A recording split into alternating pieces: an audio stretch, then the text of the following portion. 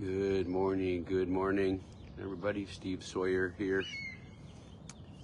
Another beautiful morning here in Central California, and here at the Morro Bay Bird Sanctuary. So pretty amazing. Lots of little guys running around here in the background feeding this morning on the tide. Today I was going to talk a little bit about a little deeper conversation about the trauma lenses I've been talking about for the last few posts. And again, all of those are available on our YouTube channel under Developmental Trauma Training Institute. Trauma lenses, the lens that we view the world around us in, and been talking a lot about how they become involved in our life early in life, often early moments of distress in life, growing up in an environment that's volatile, violent, scary, or not.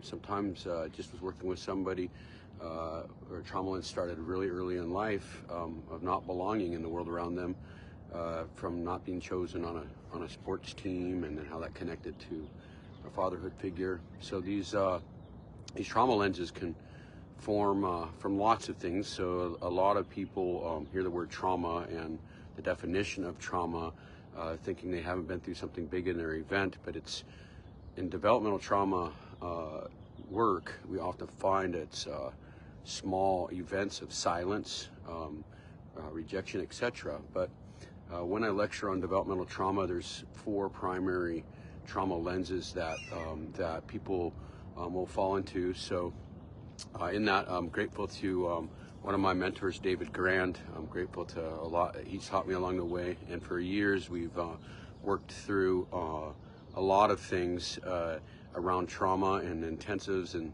things like that. And so the developmental trauma lens formed early in life. One of the biggest teachings I had in that journey was how the trauma lenses were captured in kind of in early work of Anna Freud, through her book, The Mechanisms of Defense.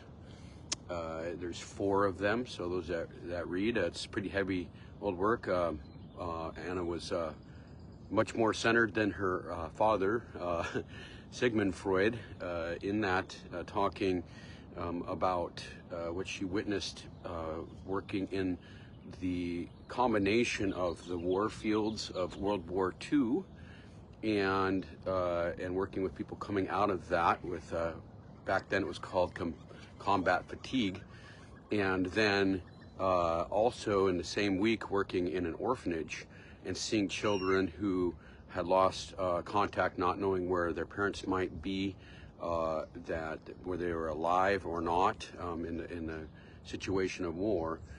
And there was 4 main trauma lenses that she identified, and I found this to be so accurate in our work. We talk this a lot in my Digging Roots training that's going to be coming out pretty here in the next couple months.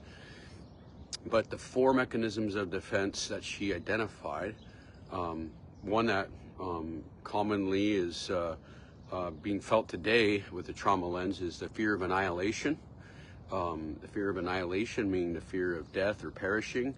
And also when I speak about fear of annihilation, it's really important that it does not necessarily mean that that individual is for sure in a life-threatening situation. It just had to be perceived as such. So we can be in a car accident and have fear of annihilation because we were so scared that we were not sure that we were going to make it, or the approaching accident was so threatening that that we were afraid we were going to die.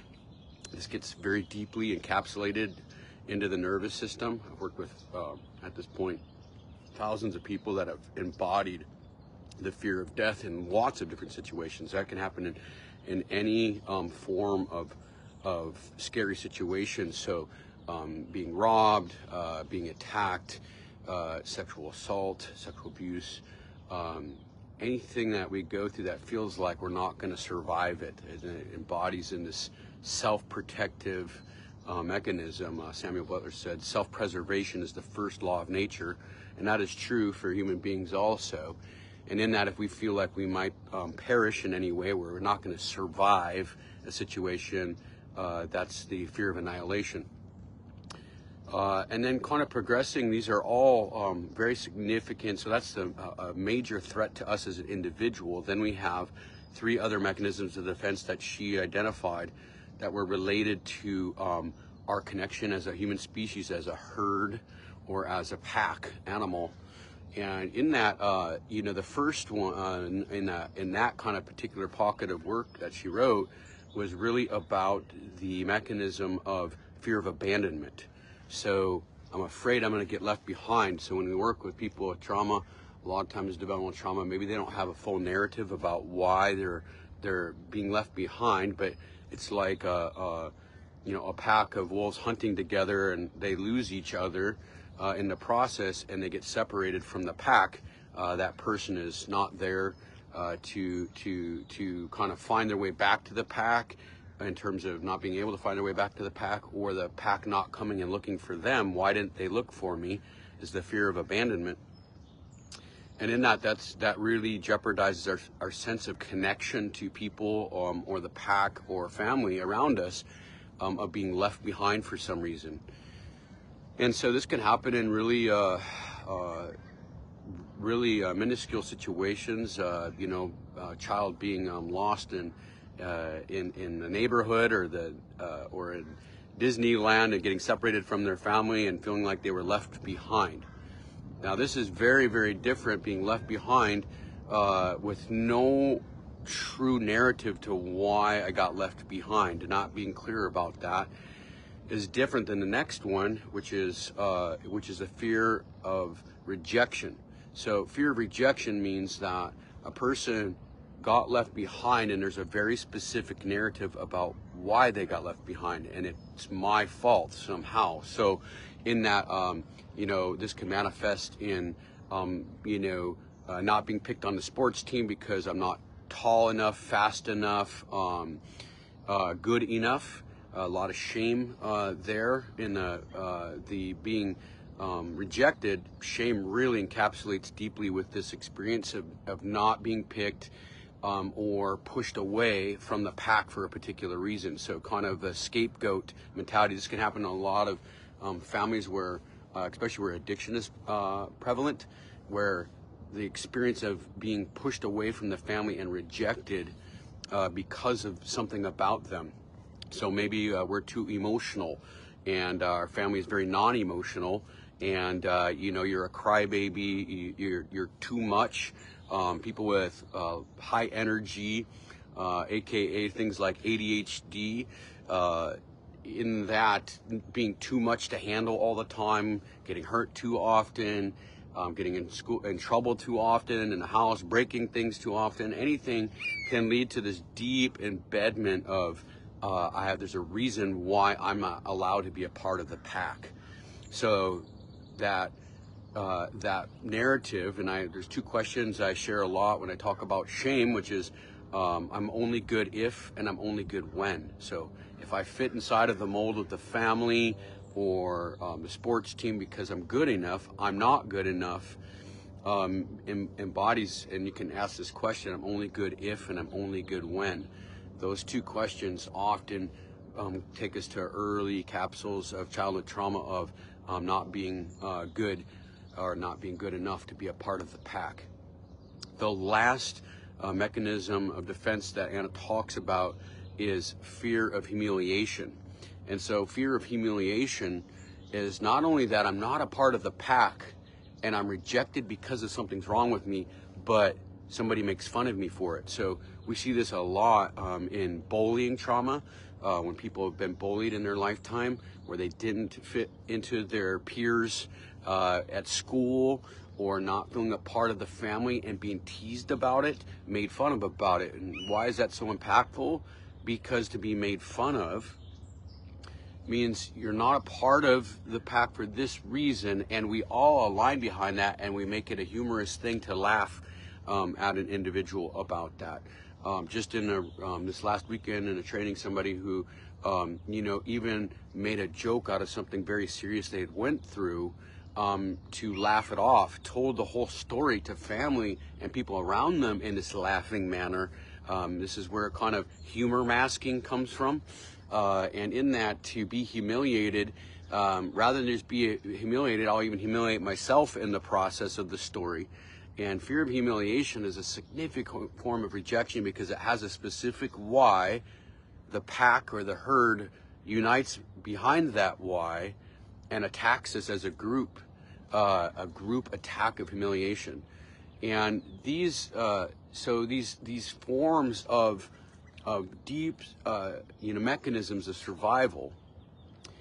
So four of them being fear of annihilation, progressing fear of abandonment, fear of rejection, and then fear of humiliation are four of the primary ways that we get separated from the world around us, and then we form a narrative about that. So in that, not being able to be a part of the pack, not being able to be a part of the family, we embody that there's something wrong with us. This is really where the deepest roots of shame live.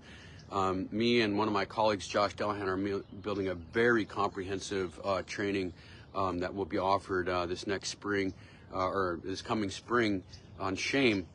Shame, the land between the living and the dying, is the title of that training, and working on a book with it too. This deep sense of self-attack. We see it in the recovery community a lot. I love Brene Brown's work on it. And to be able to release this from our nervous system, because of at least three of those narratives being a pack or herd experience, it really requires somebody else being with us in a state of empathy and compassion to release that from the body. It's deeply ingrained. It's deep in the physiology of the body, and to release that, to have a very compassionate presence. And Brene Brown says that, take the element of shame and put it in a petri dish, and douse it with empathy. It dies a quick death, basically, is how she says it. And in that, just really wanted to talk about these deeper manifestations that people are experiencing as a relation to this entire human stress response and reaction that's happening right now with environmental catastrophe, political fear, all of these things instating in us an underlying feeling of threat. And this being an early programming from early in life, deep in the roots of the nervous system. And so I share this. I know it's when people hear this and even experience this lecture, sometimes often just feel profound access to early life stuff that speaks within them. And with these trauma lenses and managing them, to come back to our sense of self, to our heart. And as I've been sharing a lot lately, is to ground ourselves, to center ourselves right here, right now.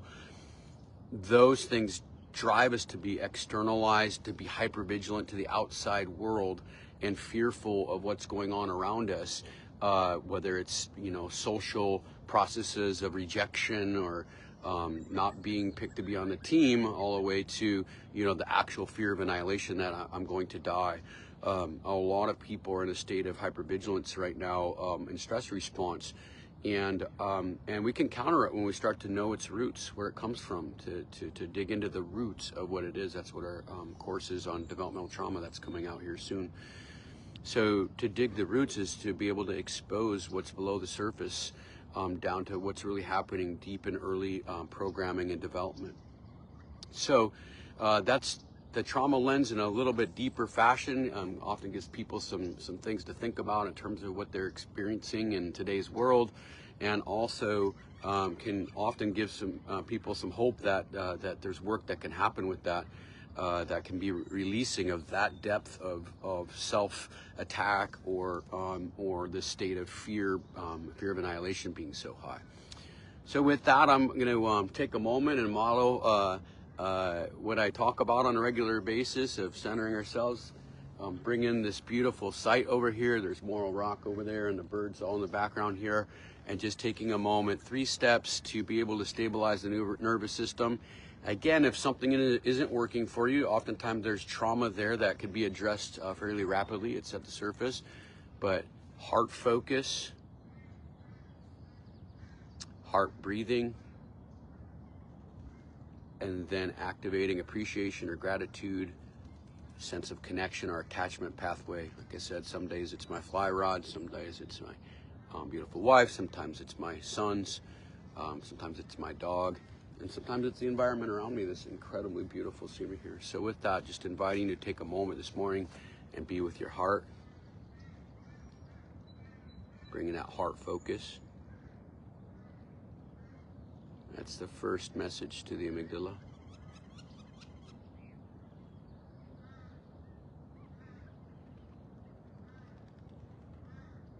Then all we do, what heart math found to be effective, is being able to now just notice our breathing.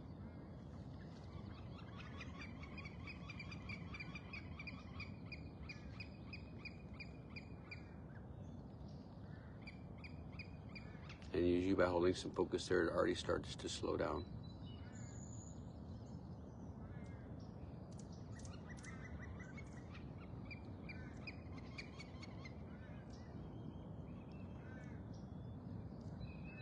And then activating appreciation or gratitude or attachment pathway, something we're very grateful for in our life that we feel that connection to in our heart.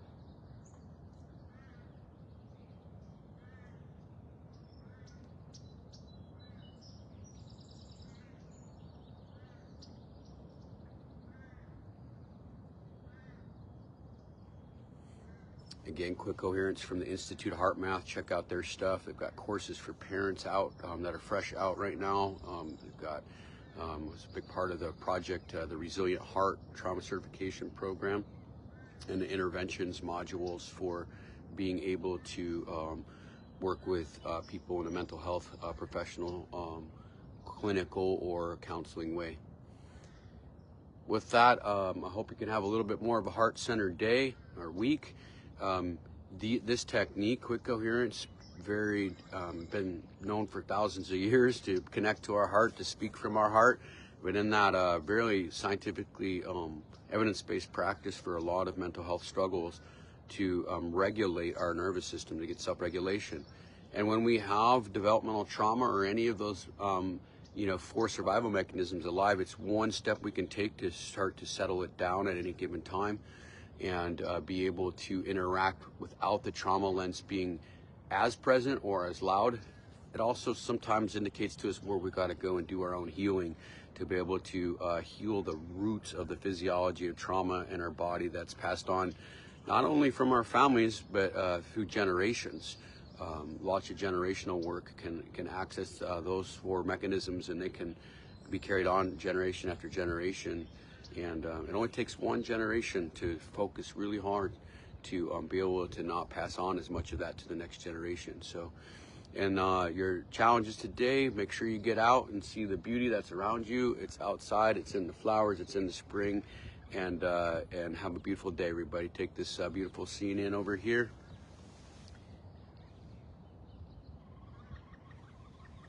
Have a good week, everyone.